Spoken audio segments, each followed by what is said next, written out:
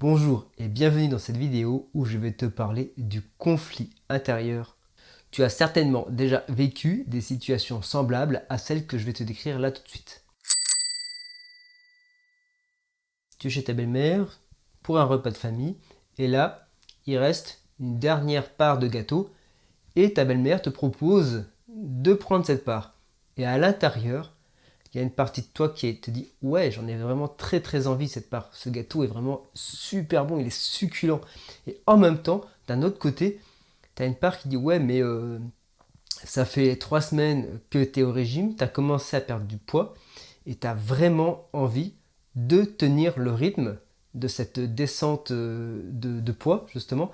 Et donc la règle que tu t'es fixée, c'est de ne pas manger ce gâteau. Et donc à l'intérieur déjà, conflit.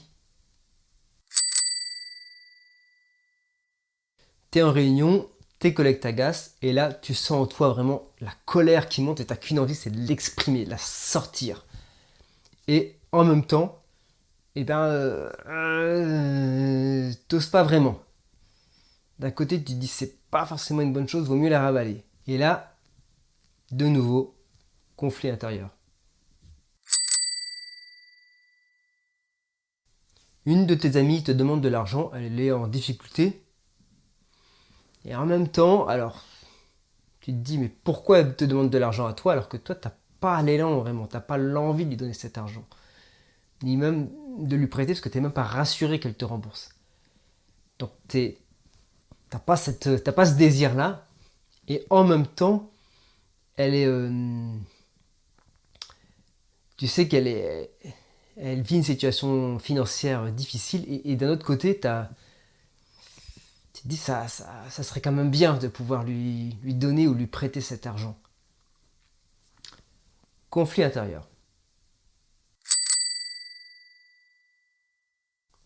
Dans les trois situations que je viens de te décrire, tu as toujours, a priori, deux solutions possibles. Dans la première, tu manges le gâteau ou tu ne le manges pas. Dans la deuxième situation, tu engueules tes collègues ou au contraire, tu ravales ta colère.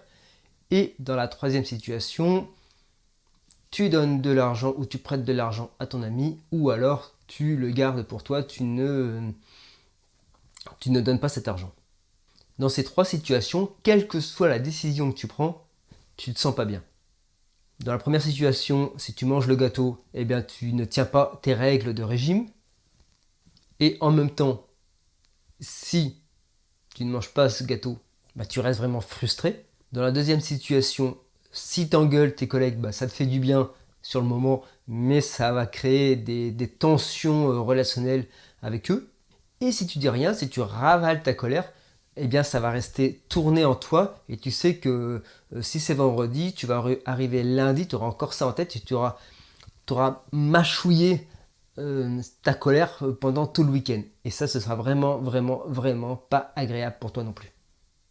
Enfin, dans la troisième situation, si tu donnes de l'argent, bah, ok, tu le donnes, c'est de l'argent que t'es pas sûr de revoir, en tout cas, t'as pas forcément confiance, et en même temps, il y a quelque chose qui te dit, bah, avec cet argent, tu te serais fait plaisir, là, tout de suite, et en même temps, si tu le donnes pas, tu peux ressentir de la culpabilité, tu peux même peut-être ressentir un peu de honte, et, euh, et dans les deux cas, aucune des deux solutions n'est confortable, n'est agréable. Et le pire dans tout ça, c'est que ce conflit ou ces conflits intérieurs peuvent engendrer des conflits extérieurs. Si tu manges le gâteau en question, ton conjoint peut te faire la réflexion que tu n'es pas en mesure de tenir tes engagements. Et ça risque de glisser vers une dispute ou une engueulade. Si tu manges pas le gâteau, ta belle-mère va se vexer. Tu auras beau dire que son gâteau est excellent, elle va s'imaginer que c'est pas le cas. Et là, il va y avoir une forme de tension ou de distance du coup entre elle et toi. Comme je l'ai dit avant, dans la deuxième situation, si tu engueules tes collègues, il va y avoir de la tension dans la relation ou dans les relations avec eux. Et si tu dis rien, de toute façon, ça va se voir à un moment donné. Tu vas pas pouvoir faire semblant indéfiniment. Donc par des micro-mimiques, par des micro-expressions, ça va se voir que tu n'es pas bien, ça va se voir que tu es en colère. Donc dans les deux cas, ça peut engendrer une forme de conflit, soit un conflit ouvert ou alors un conflit larvé avec tes collègues. Et pour finir, dans la troisième situation, si tu donnes cet argent, il est possible que comme tu te sens frustré, eh bien, que tu réclames des remboursements assez vite et assez régulièrement, et ça peut là aussi créer la tension. Et en même temps, si tu ne donnes pas cet argent, eh bien, le conflit va faire que il peut y avoir de la distance entre toi et ton ami du fait que tu n'aies pas été soutenant, tu n'as pas été aidant. Je te propose là tout de suite de mettre cette vidéo en pause et de mettre en commentaire le conflit intérieur que tu vis actuellement. Dans ce genre de conflit, tu as une partie qui te dit d'agir d'une façon, tu as une autre partie qui te dit d'agir d'une autre façon, et tu es vraiment tiraillé entre les deux. C'est vraiment super désagréable. Et le pire, c'est que ça peut durer longtemps. Alors finalement, comment faire pour gérer ce genre de conflit intérieur? Comment gérer ces conflits de toi à toi, de ta relation de toi à toi? Pour sortir de ce genre de conflit, je te propose une solution. T'es prêt à l'entendre? Ok? Roulement de tambour. Cette solution, c'est de faire une médiation intérieure. Et cette médiation commence par écouter chacun des parties qui sont en toi. Ou plutôt chacune des parties qui sont en toi. Pour ça, tu commences par te tourner vers une partie et t'écoutes ce qu'elle a à te dire. Dans un second temps, tu te tournes vers l'autre partie et là aussi, tu écoutes ce qu'elle a à te dire. Je te montre un exemple tout de suite. Dans le premier exemple, une partie de toi veut se faire plaisir en mangeant ce gâteau. Donc ce qui est important pour elle, c'est de prendre du plaisir dans la vie. Pour la deuxième partie, c'est de perdre du poids pour te sentir plus en forme, peut-être aussi pouvoir rentrer dans des vêtements que tu ne mets plus et pouvoir comme ça faire progresser ton estime personnelle.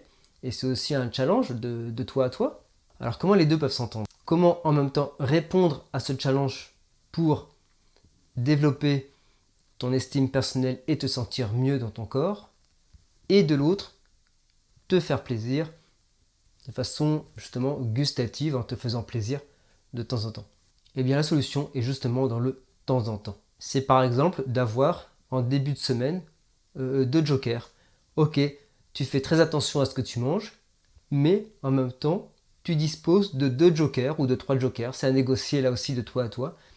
Et ces jokers peuvent te servir pour te faire plaisir en mangeant un gâteau, en mangeant une grande assiette de frites. Alors certes, ça va peut-être ralentir un tout petit peu ta perte de poids et en même temps, le challenge continue à se faire. Et la perte de poids aussi. Dans le deuxième exemple, une part de toi veut garder avec ses collègues des relations relativement cordiales, relativement agréables. Et pour ça, elle se dit qu'il ne faut pas les engueuler ou exprimer ta colère. De l'autre côté, cette part de toi te dit que une fois que tu auras explosé de colère, que tu auras dit tes 4 vérités, ça mettra les choses au clair et tu te sentiras soulagé. Donc, comment se soulager en s'exprimant et en même temps, comment garder de bonnes relations avec ses collègues? Eh bien, c'est relativement simple, c'est d'exprimer son mal-être sans pour autant plonger complètement dans la colère. Ça s'apprend.